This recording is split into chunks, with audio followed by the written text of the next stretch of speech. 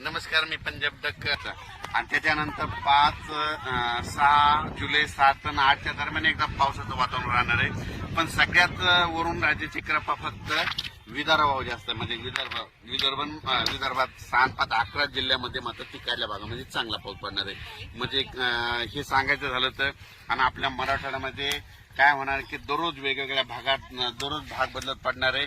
कोणाचं पीक काही जाणार नाही म्हणून हा अंदाज लक्षात घ्यायचा. म्हणजे ह्या 6-5-11 जिल्ह्यामध्ये भाग बदलत पाऊस पडणार आहे. त्याच्यानंतर तो पाऊस हिंगोलीकडे येईल काही भागात, त्याच्यानंतर तो परभणीकडे येईल, बीड जिल्ह्यात काही जाईल, जालनाकडे राहील, बुलढाण्याकडे राहील, इकडे जळगावकडे देखील राहणार आहे.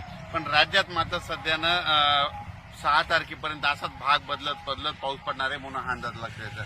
सांगायचं झालं तर 10 जुलैपर्यंत असाच वेगवेगळ्या भागात पाऊस पडणार आहे.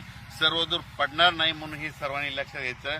जिकडे पडला तिकडेच पाऊस पडणार आहे. ज्यांना सोडून दिलं त्यांना सोडून देणार आहे. म्हणून जशी शेतीची कामं करायची वेळ असेल तशी तुम्ही शेतीची कामे करून घ्या.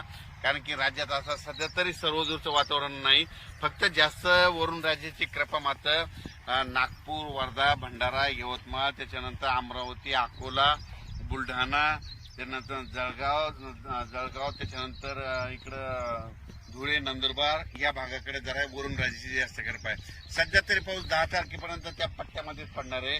आणि त्याच्यानंतर थोडाफार ते पाऊस काय होईल हिंगोलीकडे, नांदेडकडे, त्याच्यानंतर परभणीकडे, त्याच्यानंतर बीड जिल्ह्यात काही भागात, त्याच्यानंतर नगर जिल्ह्याच्या काही भागात, त्याच्यानंतर इकडे संभाजीनगरकडे, जालन्याकडे, बुलढाण्याकडे असा पडणार आहे म्हणून हा अंदाज लक्षात आहे. पण राज्यात तरी सध्या सर्वदूरचं वातावरण नाही, फक्त विखुरलेल्या स्वरूपातच पाऊस पडणार आहे, भाग बदलतच पडणार आहे.